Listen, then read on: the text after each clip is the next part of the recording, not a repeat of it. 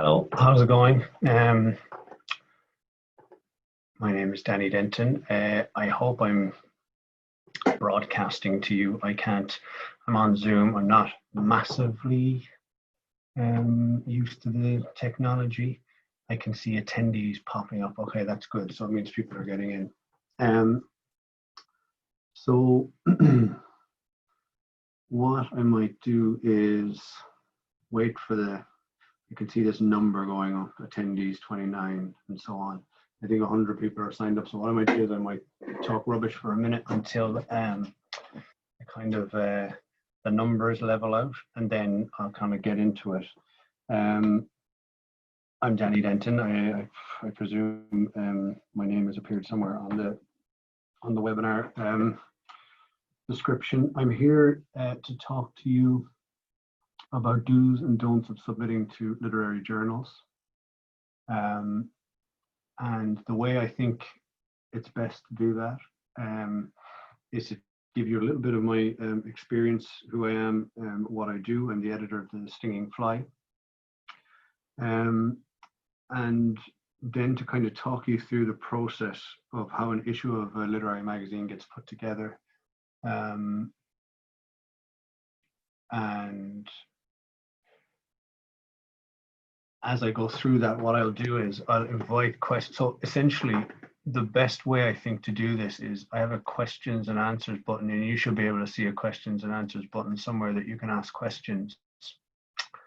And I'm just going to keep it open to the side here, and hopefully you can ask questions as often as you like and as early as you like. So this will be much more useful to you if you get all your questions answered. So the best way for you to get all your questions answered is to ask them straight up, and that gives us more time to answer them, because it's probably no use. There's probably less use me blathering on and on about my experience and what I think about things when actually you have questions that need to be answered. So please feel free. I've got this thing open now so I can see any questions that come in. Feel free to ask questions as early as you like. So I think it looks like there are 29 of you now, and that seems to have stayed the same for a minute or two. So I might crack on with kind of the stuff I do have. What I'm going to do is I'm going to share my screen. I don't have a host of slides for you. But it's not particularly fun to look at yourself talking to a screen. So I'm going to just share my screen, and you'll just be able to see my notes for the session.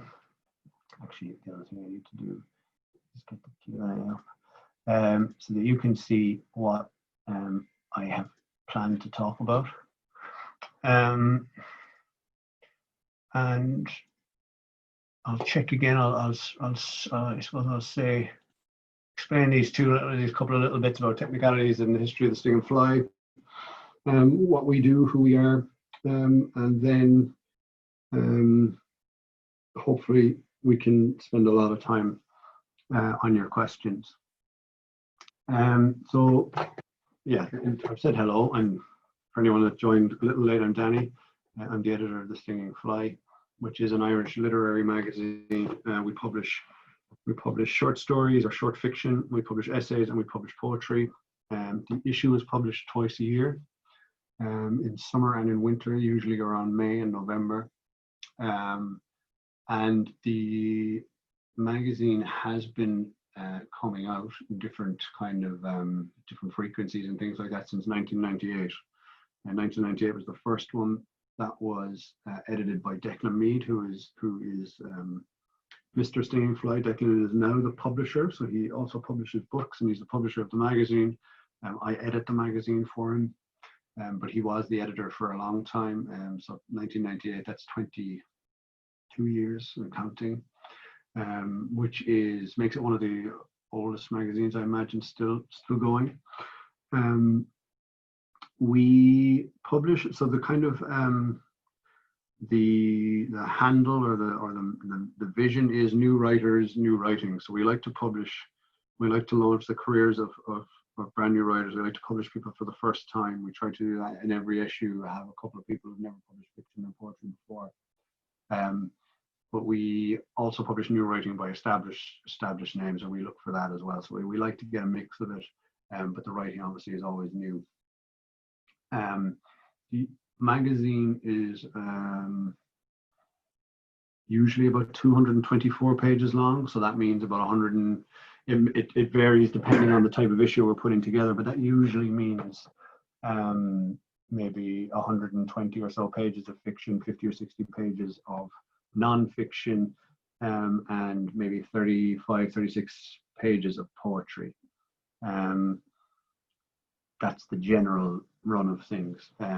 Sometimes the issue can be longer, sometimes it's shorter, and it all depends on the work that we have selected for the issue. In terms of myself, I am a writer as well as an editor. So I published a novel in 2018. My first novel came out, and I've been publishing short fiction for about 12 years, I suppose, 13 years.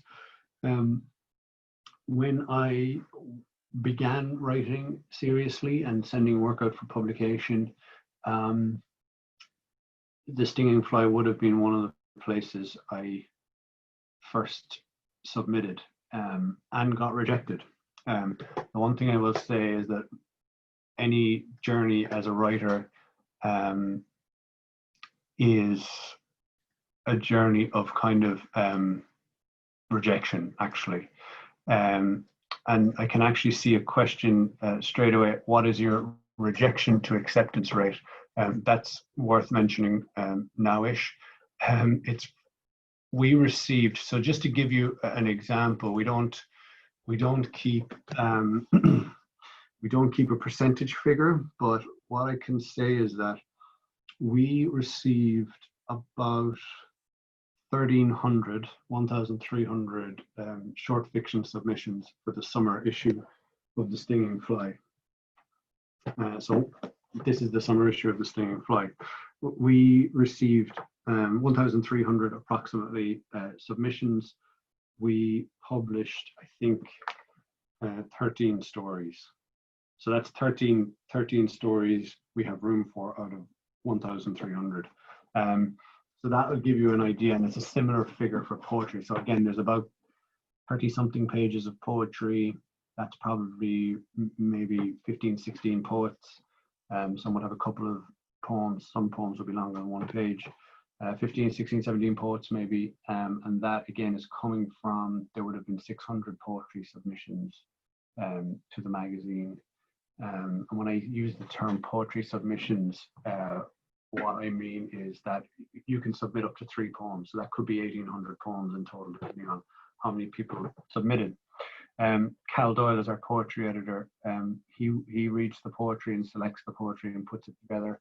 And I do the fiction and the non-fiction, and we kind of talk at regular stages to try and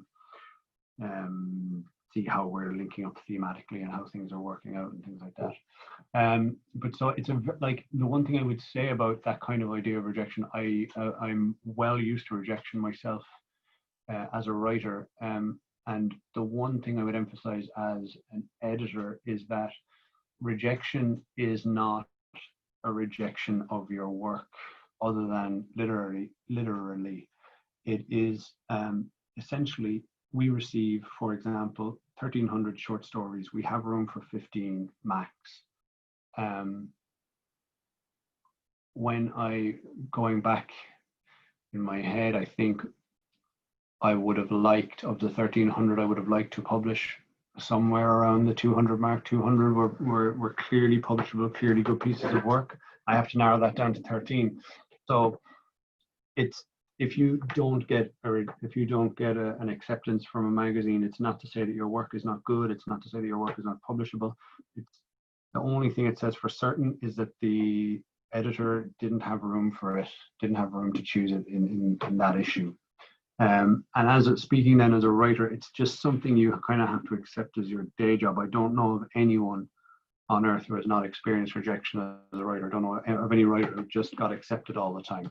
So you just have to, I think, as a writer, I have learned to take it on the chin better and better, and to keep sending the work out, and to keep trying to improve it as much as I could. So I got hundreds of rejections between, let's say, the years 2005 and 2007, and I got an acceptance in a magazine called Southward, which still publishes. It's a Cork magazine. Still publishes good work. I got an acceptance from them. Story I'd worked on for 7 or 8 months, and had been rejected several times by several different magazines. Was accepted. I got paid €70. It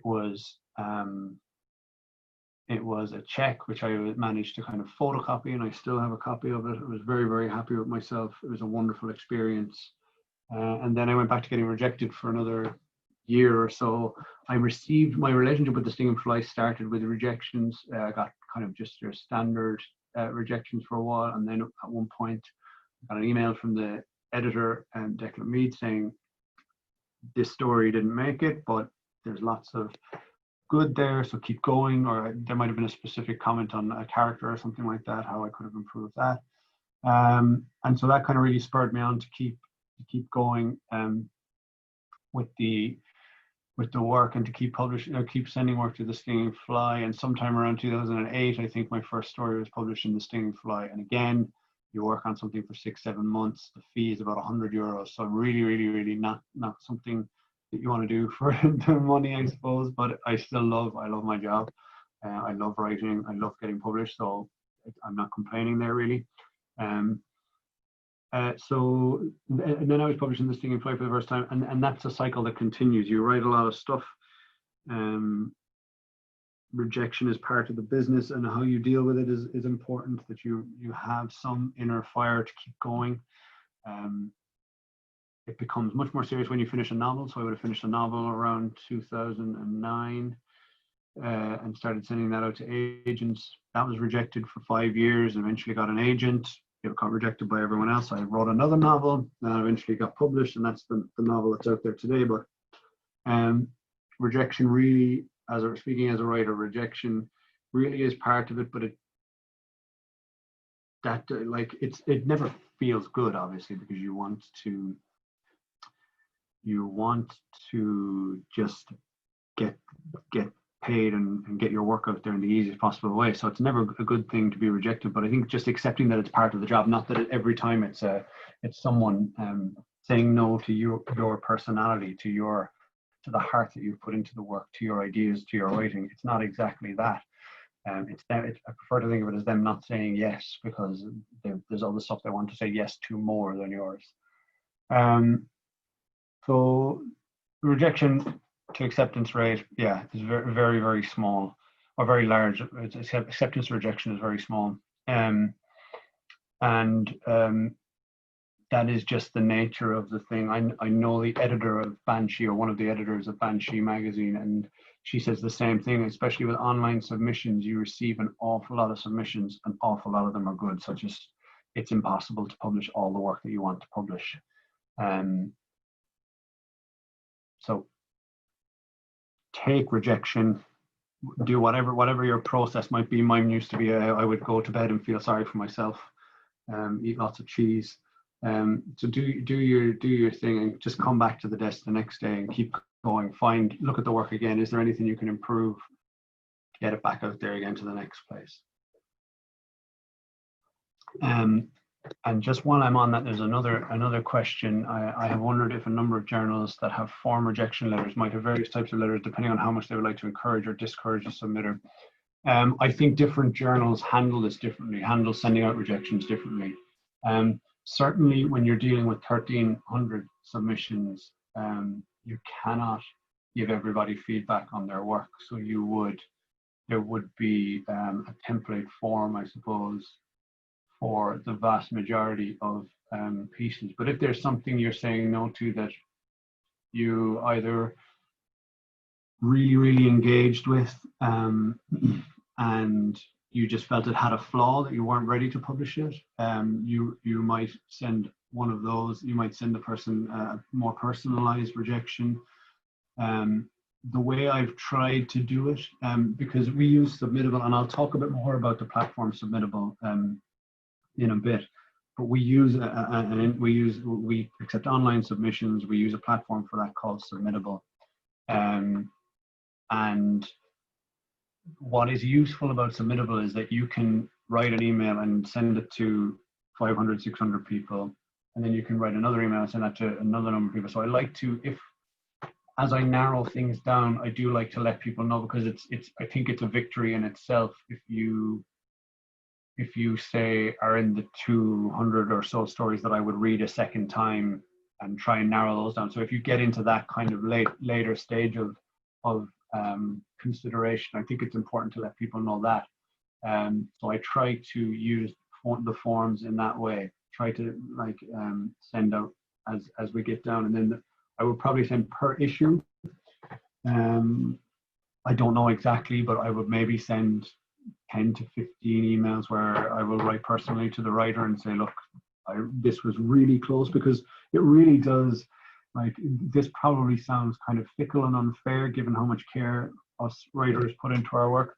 But as an editor, when you're down to 30 stories and you love all of the 30 stories, but they come to say 250 pages, you only have room for 120 pages, you kind of have to start saying, well, that story is brilliant, but if I take that story, it's the same length as these two stories, so I have to reject these two. And then you start making decisions like that. Or you might have two stories that have a very similar subject matter or storyline, so to speak, or very similar characters. Well, I can't take both of those, because then that's kind of double dipping a little bit on that subject. So maybe they don't go well together. You start it's almost like trying to pick a team for a match or something. And that's really, really unfair on the really, really good writers who aren't getting selected because of those kind of more fickle decisions. So you really do want to let those people know that their work was very close, or what you really thought about it, and to encourage them to submit again, because obviously the magazine thrives on you guys, on people who write and people who submit their work, and we want to receive, if we like people's writing, we want to receive more of it, even if we're saying no to it this time around. So it's a lot of it is about that as well. So before I look at the next question, that's kind of who I am as a writer and as an editor. I find the two roles I find the two roles they're very different, but I feel like because I have been a writer for a long time, that I have a kind of a clear way of seeing what I want to do as an editor, and that's to kind of put the work first, but try to be as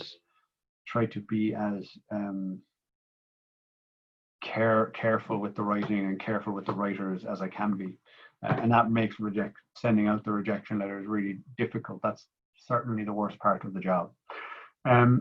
In terms of, I just wanted to say a little bit about what I'm looking for. I don't have any big ideas about what the short story is. There are lots of wonderful articles online published throughout the years about the short story being a diamond, about the lonely voice, and they all have merit, and often they disagree with each other, and they still all have merit. I don't have really any big ideas about it. I love reading as an act. I love doing it. I love sitting down and reading, and I particularly love reading fiction. I read much more fiction than I read non-fiction. I read much more fiction than I read poetry. And the only way I can describe what I'm looking for as an editor is I'm looking for something that does something to me, like something like that I have some physical or mental reaction to it, like that I feel something in my gut or my heart or my brain is working over time. And that can come from a really thrilling piece of fiction where lots of things happen, or it can come from a really simple, slow, methodical piece of fiction where almost nothing happens outside of the character's head, for example. It can happen in 2 pages. I've published a 2-page story, which was almost a 1-page story, actually.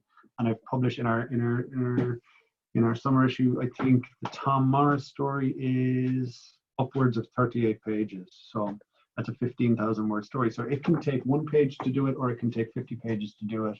And and what dictates that really is just the nature of the story and the subject. We don't have, the Stinging Fly, I should say, doesn't have a limit for word count. We believe that the story is as long as it needs to be. You could write a story and get everything across in a page, the feeling that you're trying to go for, problem, or whatever it might be. You could get it across in a page, or you could get it across in 50 pages, and what the story will dictate how long that is. I would only add to that the caveat that every word must earn its keep. That's, as a writer, that's been one of my mantras. As an editor, it's my mantra.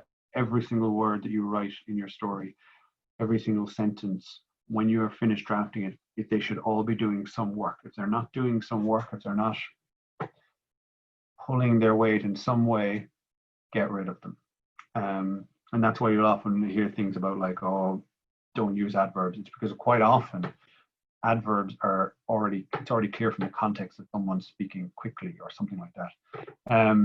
So that's probably why adverbs get a bad rap. I don't particularly hate adverbs or anything, but it certainly goes in line with the every word must earn its keep. Once you've followed that, the story can be as long or as short as it needs to be. That's really, so what I'm looking for is something that moves me, and that's been different all the time. We've published a wide range of stuff. I personally like reading often like reading innovative fiction that looks interesting on the page. So that's something that finds its way into the issue now and then as well. But that's not a policy. It's not a policy. It's not a theory about fiction or anything like that. It's just more a personal taste thing. So some of that, sometimes that finds its way onto the page, but there are very traditional short stories in there too. I'll do a couple of questions and then I'll talk about the process of editing the journal. So I have answered that live and I have answered that live. If one's poetry submission is rejected by the Stinging Fly, what do you think are some good, less competitive journals to consider in Ireland and the UK? I'll give you a list of journals that I think are really good. In terms of competition, the word makes me squirm because I don't see it as competitive. I don't see other magazines even as competitors to us. I just see us all doing the same job in various ways. I feel like we're all, I don't know, bands or something playing the same festival or something in an ongoing basis. So I don't know about more or less competitive, and I know that because of the nature of the internet and online submissions, I know that it is far easier now to submit. So magazines naturally get more submissions. So I don't know where kind of is somewhere that gets very few submissions or something like that. I have no idea about that, but I do have magazines that I like to read, some online, some in print.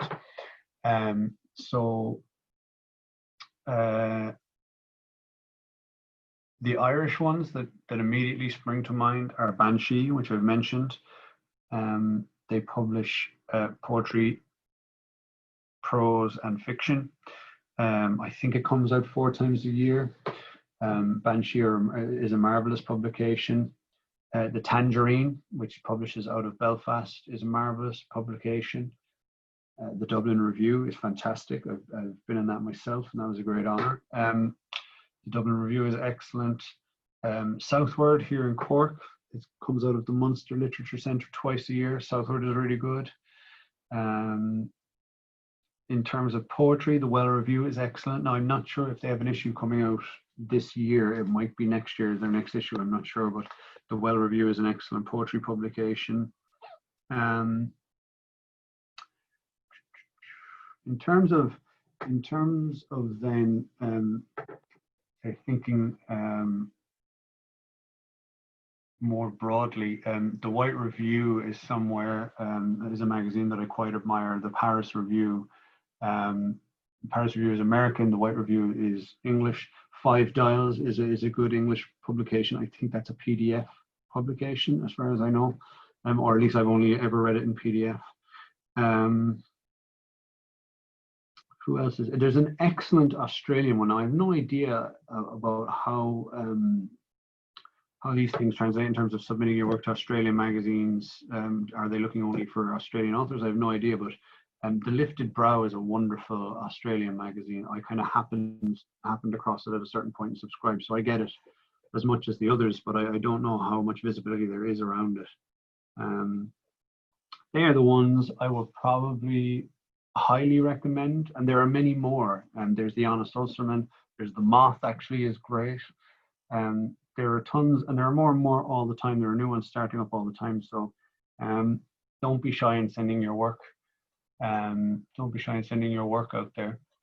And don't, one thing I would probably say is, as best you can, it's not always possible, but as best you can, read the magazines you want to submit to, so that you have an idea how likely it is that they might like your work. And also you will be more chuffed when you get into the ones that you really like. Like, for example, The Stinging Fly was one that I had been reading for a couple of years before I managed to get in it, and that made the experience all the more meaningful, because I had been looking at other brilliant writers turning up in this magazine, and then I get a piece in there alongside them, and I'm delighted with myself. So that's important as well, I think. So that's that one. Ambit is another UK magazine, actually, that I always admired and never managed to get in, but always sending them work. I'm clicking a button called Answer Live just to signify that I've answered it, but I don't know if that actually answers it. Oh yeah, it says done. I click done, and I click done. If you feel I haven't answered your question, please do just ask it again, because again, I'm kind of new to the technology. I've never done a webinar like this before.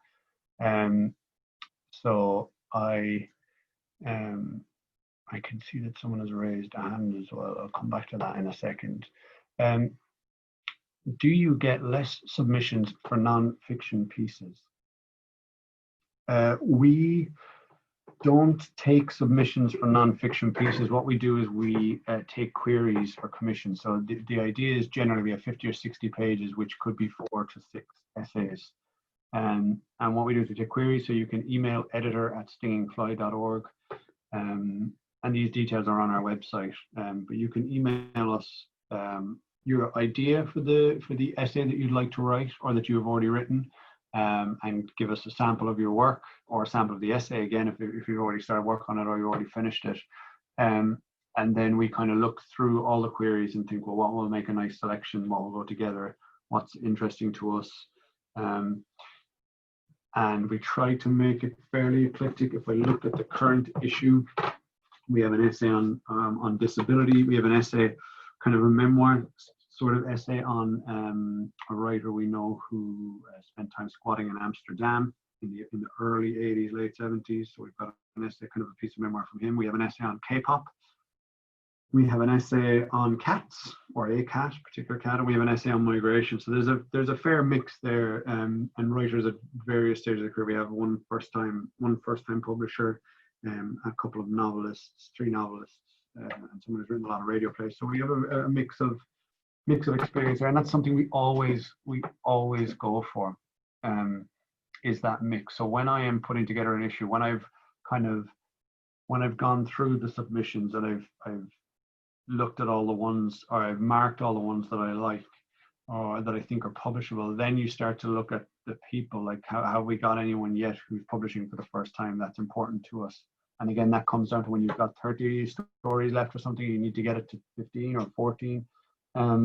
That's where you start thinking, well, we need to make sure we stick with our new writers, the new writers side of our mission.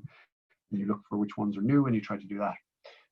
So that's how non-fiction pieces work. I've gotten a few queries already, but I'm not reading anything, or not reading those or any others until probably November. I'm just going to take a small break while this issue is out, kind of recharge the reading batteries. But from November, late November, early December on, I'll be reading all those. So please do feel free to send them in then. And just to repeat, you just need to send maybe a little bit about your idea. Let us know who you are as a writer, in terms of if you've published before or you haven't published before, or what you're interested in, whatever you like, whatever you think is relevant yourself.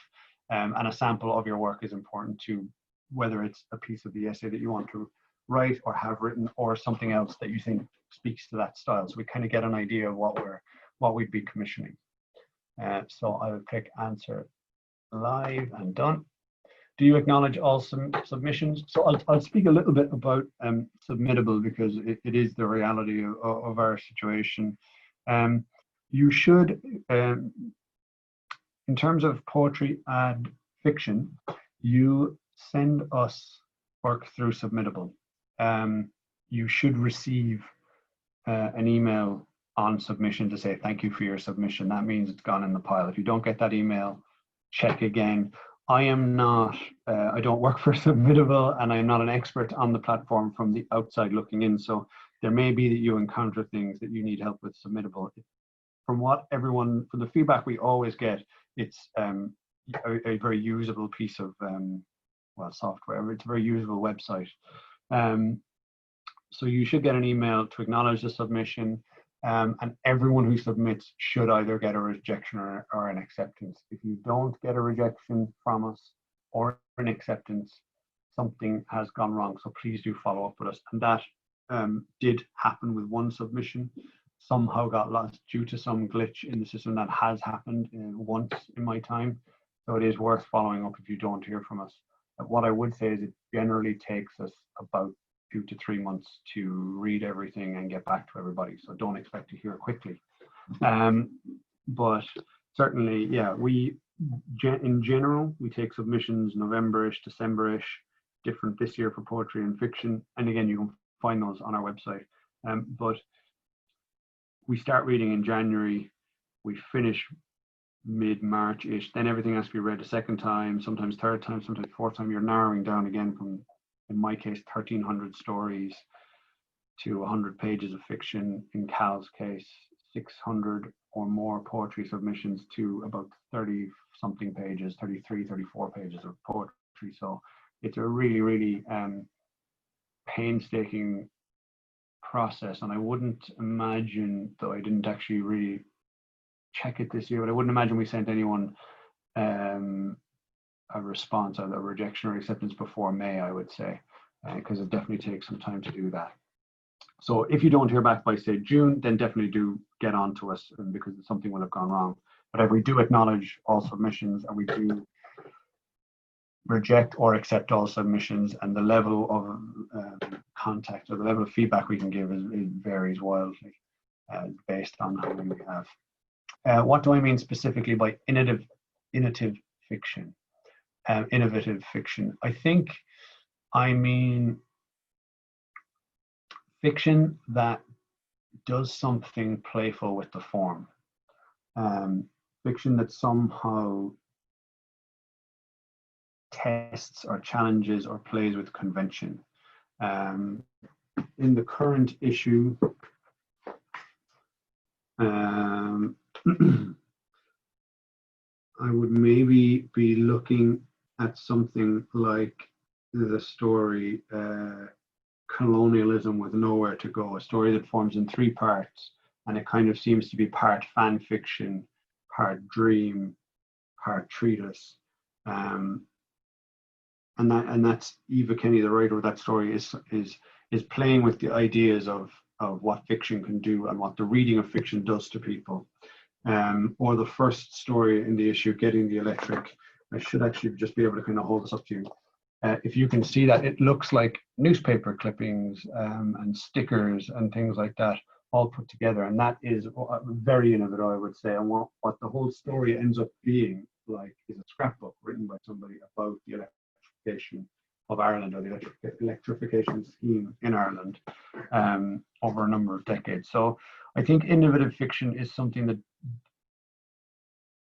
plays formally. Now, sometimes it can be for very conventional reasons, like that story still has a plot. Eva's story still has character. It's not throwing everything out, but it's trying to look at things in slightly different ways. Writers that I think of as innovative would be Emer McBride, would be George Saunders, would be David Foster Wallace, would be Flann O'Brien, actually. So that's kind of what I mean by innovative, but I don't want to sit on that too much, because we publish very traditional fiction as well. And by traditional fiction, I mean a short story about a bunch of people written in sentences and paragraphs, and that just focuses on character or feeling or plot. We publish just as much of that as we do the others, the more innovative, strange stuff. But that's just something that's personal to me. Is I try to write innovative fiction, so I enjoy reading it. The last English journal I mentioned was Ambit, I think, AMBIT. As far as I remember, they publish poetry and prose. Is it better, easier to send to Irish journals, or, for example, the many international journals published by university presses? That's an interesting one.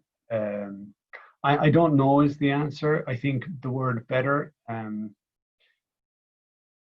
I think the word better comes down to what's better for you personally. Well, what do you like? I would say try and read as many as you can and submit to the ones you really like. But I think it feels good to be published somewhere, no matter where it is. Like I would say, very few Irish people had heard of The Lifted Brow. I have not been published in The Lifted Brow, but I would love to be. And if I was published, I don't think anyone in Ireland would read the story, but I would still be reaching an audience somewhere, and that's the important part. I don't think it's better to publish anywhere in particular, but it will mean more to you personally if you get published somewhere that you really like reading. In terms of another aspect to think about is, well, if you can get a story in the New Yorker, you might get paid $1 a word, which would be absolutely fantastic. If you get published by The Stinging Fly, it's closer to €30 per page. So you might get, I don't know, if you've got an 8-page story, you might get €240 for it, something like that. And if you get published in a brand new magazine by a group of people who maybe don't have Arts Council funding it, you might get paid 30 or 40 or €50, and that's coming out of their own pockets or something like that. So there's certainly financially, it's better to get published in the big gigantic magazines that can pay you thousands of US dollars or English pounds or Irish euros. But I don't know how easy that is or how difficult that is. And in terms of easier, I don't know, I guess if you're to think about it coldly and logically, it's easier to get published in places that have less submissions. So the more obscure the magazine, maybe the easier to get published it is, but I don't really know if that's true. I think the only kind of tangible way I can think about this is if you really like a magazine, if you read a magazine and you really like it, chances are you write like that. You write the kind of stuff that would go in a magazine, because you'll find that your taste in reading is reflected in the way you write sometimes. So it might be that you write more for a particular type of magazine than another type of magazine. So if you are an innovative writer, you might do better. You might prefer to read innovative magazines, and your work might be better suited to innovative magazines. And the same for, like, I've worked with a lot of writers over the years as a teacher who read Ireland's Own all the time, and they write stories and they get published in Ireland's Own, and they're delighted, and that's brilliant, and it's perfect for Ireland's Own. They have a readership who submit work to them. I think no matter how hard I tried, I wouldn't write something suitable for Ireland's Own, because I don't read Ireland's Own. I have nothing against it. It's just it's not for me to read. So I just think, yeah, it really depends on who you are and who you like to read and how you like to write, and then that will make it easier, I think. But it's never, I will say it's never easy, but it's always good when it happens. But I certainly remember sending scores of submissions to American university presses that I'd never heard of, never read, and never once was published by them. So maybe there's a moral in that, I'm not sure. What's the etiquette around submitting a piece to different journals or competitions? If it's been published somewhere minor before, is that it, out of the running for most journals? I can't speak for most journals. I would say look at the submission guidelines on their websites for each journal. I can say for The Stinging Fly, we will only publish something that's brand new, we will only publish something that's never been published anywhere else before. Brand new is the wrong word, because you could be working on a story for 2 years and we would be delighted to publish it once it hadn't appeared anywhere else. So for us, it has to be new work in that sense, but it hasn't been published before. And the etiquette around submitting pieces, we have no problem with what are called simultaneous submissions. That is, you can send the same story to 5 different people at the same time. We don't have a problem with that. Once you let us know if it's published elsewhere, let us know so we don't read it, or unsubmittable, you withdraw it. and then we know that it's no longer there for consideration.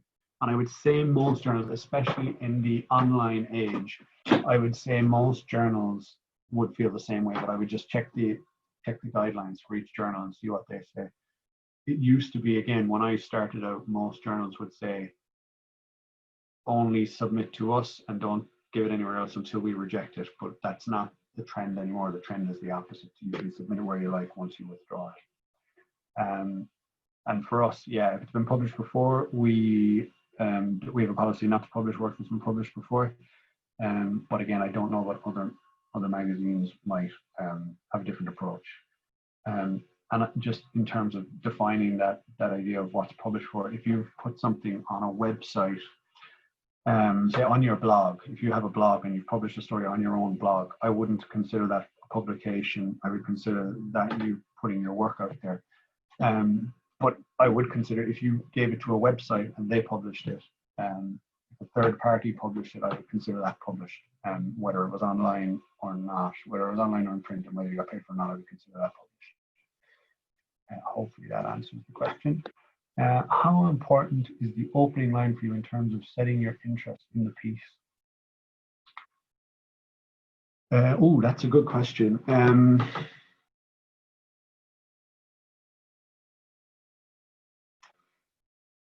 I won't make a judgment on an opening line. I don't think I've ever read the opening line of something that I'm not reading on. But I certainly think that a strong opening is important. But what's more important is that the piece is strong throughout. I can think of an interesting piece we published in issue 40, which was I think 2 summers ago. And there's a story in here called a short story, but it's written like an internet meme. And at the start of the story, the first page of the story, I was very confused and not really feeling it. But as I read on, I realized that the writer was doing something very specific, and that was a very deliberate. That was an intention on their part for the first page to be a bit disjointed, to be a bit funny. So I love that story, and it's one of my favorite pieces that we've published. So I don't necessarily think everything hangs on the first line, but obviously you want to make the piece as strong as you can. One thing that I would say, and I say this more as a teacher, I do a lot of creative writing work with students, and one of the things that I really like, and I try to do myself, is if you think about what a story is usually taking like a chunk of time or a moment or something like that, or a weekend or a week or a period of time. And the tendency is, and I don't know where this tendency comes from, maybe how we write in primary school, how we learn to write or something. The tendency is to begin with a kind of a summary of what's to come and to end with a summary of what's gone before. But actually what happens is that we're born, and then life is one long continuation until we die. And the fiction that I notice that I try to write and really admire the most is when a short piece of fiction, when it kind of seems like it's just picked up from before and you don't know what's come before and you don't know what comes afterwards. You feel like you just got a snippet of something. Essentially, I suppose I'm saying fiction that just gets right into it, whatever the thing is, whatever the story is, but there's not too much beating around the bush, to just get right into it. I often find that that's the fiction I'm drawn to most personally, and that I try to then write. I try to write stories that kind of just begin somewhere in the middle. That's something that I've found that I like. But at the same time, the Tom Morris story in the summer issue starts with a page or two of retrospection, and it's completely different to what I've just described. And I love that story. So I guess it's just really that your opening line is as good as you can possibly make it, as well as every other line in the story. I'm going to pause for a second because I can see people raising hands. I want to just stop the share. I can see people raising hands, but what I don't think I can do is deal with them, because as far as I know, I can't allow people to talk. There's no function for that. So Tim Dwyer, I can see you've raised a hand. If you could put your question, if you could ask it as a question, that would be handier. Sorry, it's just I don't really know the etiquette around letting participants into the room or to talk or something like that. So I'll go back to the questions. Apologies about that. Do raise a hand again if there's, well, I don't know if you can raise a hand. I don't really know what to do with it. So maybe just ask the question if you can, or use the question area to make a statement if that's what you were hoping to do. I'll just go back to the PowerPoint because that's useful for me. Share. Do you require a synopsis? If so, do you want them short and like a blurb or long? So for poetry, no synopsis. For fiction, no synopsis. I don't.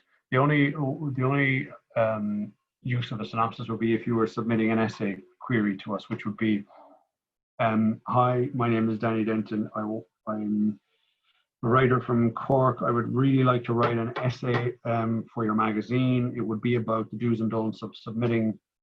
My own take on this is X. My experience is Y.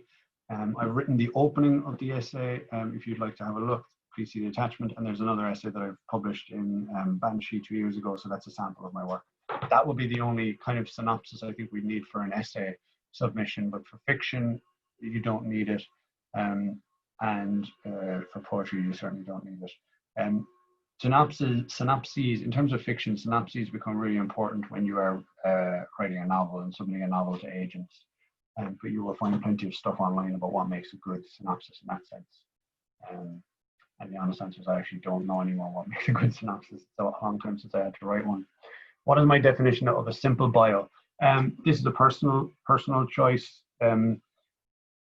A simple bio is who you are and perhaps where you're from, if that's interesting to you. I always like to say that I'm from Cork, and I don't know why, probably because Cork people have this ego thing. I have no idea, but I always like to say that I'm from Cork. And when I'm publishing in a Cork publication, I always like to say I'm from Passage West. So I kind of have this, I don't know, is it a patriotic vein or what? But very simple information about who you are and where you've published before, or if you're working on something.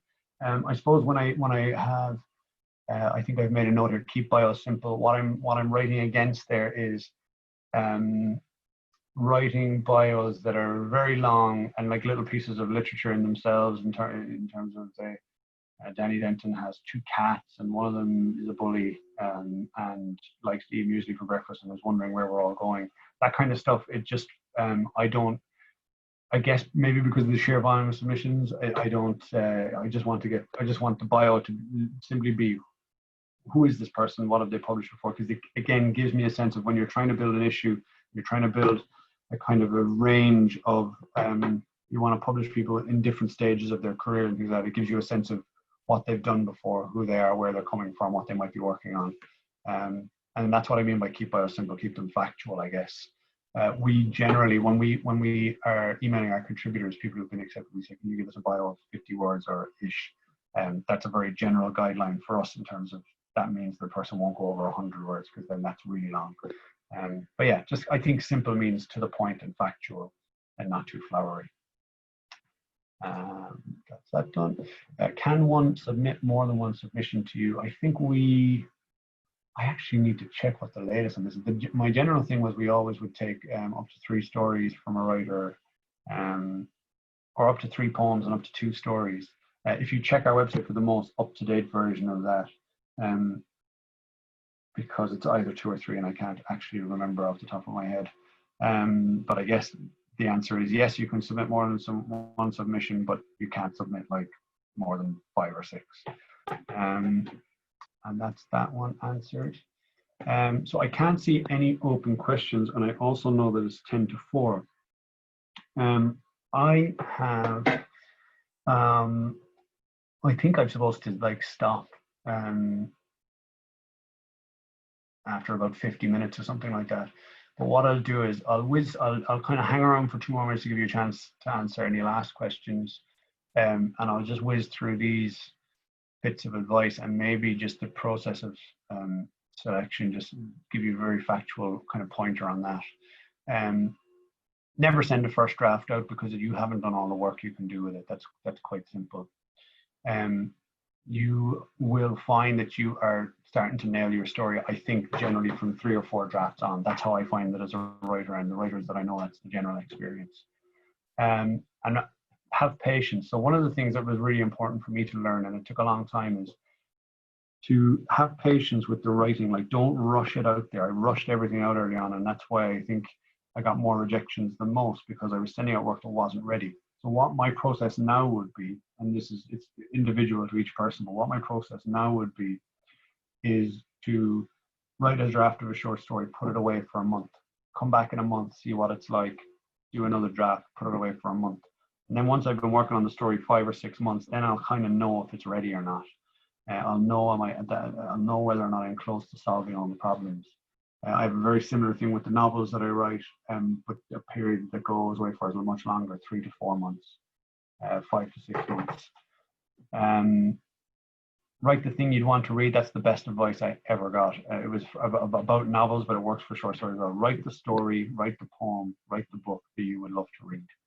Because that's the only way you can be true to yourself as a person, and as a writer, I think. Submittable has really clear guidelines, so follow those.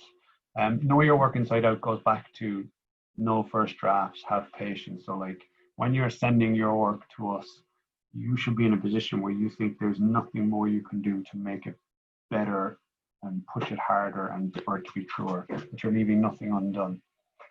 Keep bio simple, we've touched on that. Rejection is part of the job, we've touched on that. Read as much as you can and analyze the stuff that you like, find out why you like it, and find out why you don't like something. If you don't like something, look at it again. Why didn't I like that? Why did I find that boring? What was wrong with it? Why did I find that offensive? What was wrong with it? Why was that writing not good enough? What were they trying to do, and why didn't they get there? And the last thing is emotional honesty. This is something that I've just been thinking about a lot lately as a writer, in terms of, am I pushing myself hard enough to really lay down on the page the heart of what I'm trying to talk about? Sometimes it's too easy to try and be clever or to beat around the bush. Sometimes you really need to put yourself on the line. Now, that's not to say I had a really traumatic experience and I want to write about that traumatic experience in a short story. Some people would like to do that, some people wouldn't. That's not the choice I'm talking about. But I'm talking about, if you were writing something and it involves fear, well, ask yourself, what is it really like to be afraid? Even if they're two completely different types of fear, even if your fear is fear of public speaking and the fear you're writing about is fear of a murder or something, what is it really like, and how do I convey that honestly? And then try to work really hard on that, because I think it's very easy to get drawn into literary cliches, into movie cliches, or just things that are kind of past, that are well worn. And the more honest you are in your writing, the easier it is, or the more readily readers relate to that. So that's what I would say in terms of emotional honesty. I can see one more question. In case of the power supply story, did the writer send it to you looking like that visually, or suggested as a treatment? Yes. She sent us a PDF in which it looked like that. It was a very tricky job actually to get it from a PDF into a Word back into InDesign, which was then a different type of PDF. But yeah, so you can submit in PDF or Word, totally up to you, and do whatever helps you to, because like if the piece is going to look like that, PDF is a safer way of, like, I wouldn't have had a lot of the fonts that she used on my computer, so they wouldn't show up. So if she wanted it to look exactly like it appeared to her, the best way to do that is PDF. So that's the best way to do something like that. And Submittable does accept PDF and Word. The only other thing I would say for that is we had to ask her for a Word version at a certain point so that we could edit it, so that I could look at it and work with her on it. 5 to 4, I'll say one more thing that I can see I didn't go through specifically, and that's the submittable side of things. Submittable explains itself when you're on there, when you set up your account. It's very easy to see which magazines you've submitted to or what stage you're at. In terms of me on my side of the mirror, I look at Submittable at a certain point when the entries are closed and I see all the submissions that I have to read, and I try to read them blindly, in the sense that I don't look at the bios or anything like that. Sometimes you just know who someone is because it's a small country, or you've had submissions from them before, and you will kind of, I'm not going to say that I read them blindly completely. I see the name and I pick this and I click on the story and I can read the story. And it's a very simple thing. You give a story like a a yes, no, maybe type scenario. And you make notes on it. You can make notes down the side. It's a very usable platform from the editor's perspective. You can make notes on the story as you go down the side of it. So I would do that and then go through everything once, not really look at any bios. And then I will have a load of yeses and maybes and notes and no's. And I go back through them and I analyze what's what and what I need to do next. And that's often how we'll end up engaging with writers. The yes pile gets smaller and smaller as we read and reread. I asked, the Sting and Fly is a team of people. There are 4 or 5 contributing editors. I would send them, I would be having a really tricky decision. I would say, can you read these 15 stories for me? Tell me which ones you think are the best. Tell me which ones you don't think you like. So it kind of challenges me to think a bit harder about the stories. And that's how Submittable works. And it's kind of a gradual narrowing down. And then we're able to go back to a number of people and say, yes, we'd love to publish your work, or I'm really sorry you haven't made it this time, or I'm really sorry you haven't made it this time, but I really like this about it, but I made this note on it, and so forth. And we try and, like, obviously you would love to be able to respond to everybody, but there just are not enough hours in the day. Like from January to March, I'm reading about 30 short stories a day, and I just don't have time. If I'm going to read them, I don't have time to reply. So that's it. I don't see any last questions, and I can see that I'm coming up to an hour, and I have no idea if that's too long. So I will say thank you. I will say thank you for tuning into this, whatever, or logging into this, or whatever it is. I will say that we look forward to reading your submissions, firstly in the Sting and Fly, but as speaking as a writer, just get your work out there and keep writing and never give up. The people who keep going and stick with it, and I mean that as in terms of writing a story, like finishing a story is really important, and the people who stick with it in terms of finishing the stories and something else are the people you end up reading in the magazines. And that's, I suppose that's the aim of the game. So thanks a million. I don't even know how to click out of this, to be honest. Oh yeah, I can click end. All right, okay. Well, thanks a million to everybody for tuning in, and have a lovely day. And I will see you soon. Bye bye.